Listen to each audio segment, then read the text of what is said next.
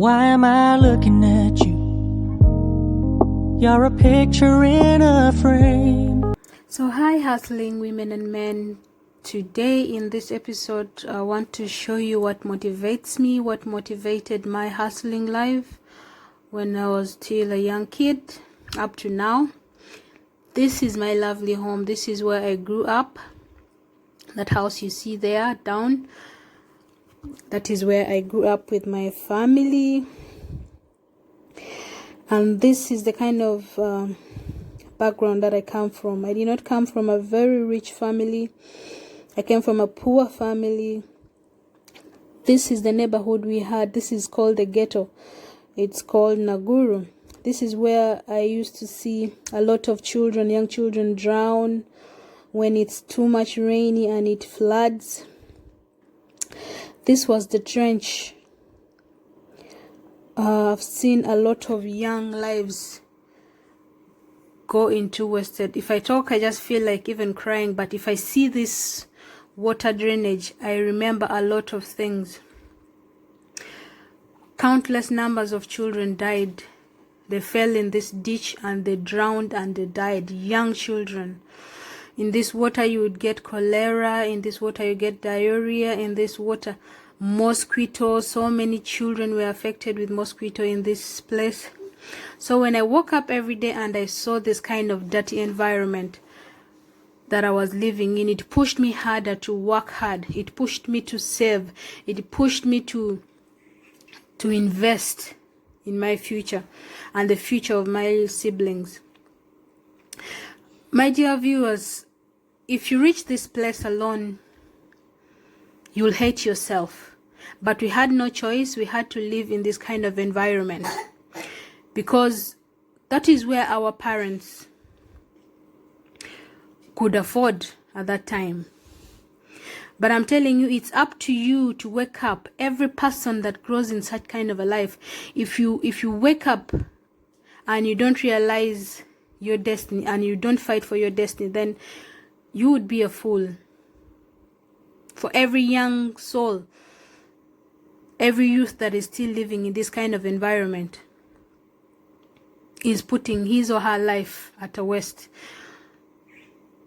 So this video is to encourage people that doesn't matter where you've come from, you can still wake up. It's never too late. You wake up and fight and change the kind of environment you want your children to grow up in.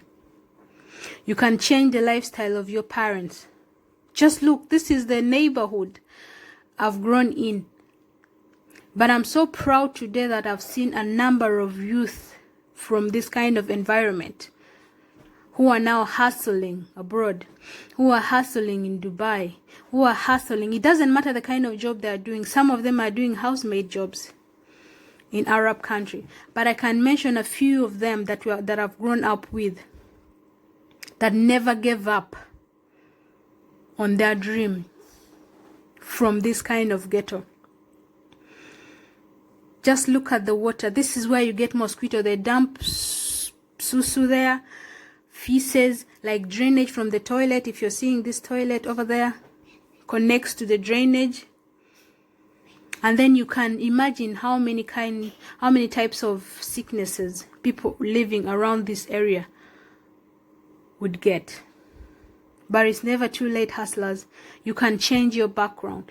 This is where I grew up from the age of 5 up to the age of 23, I think. That is when I left.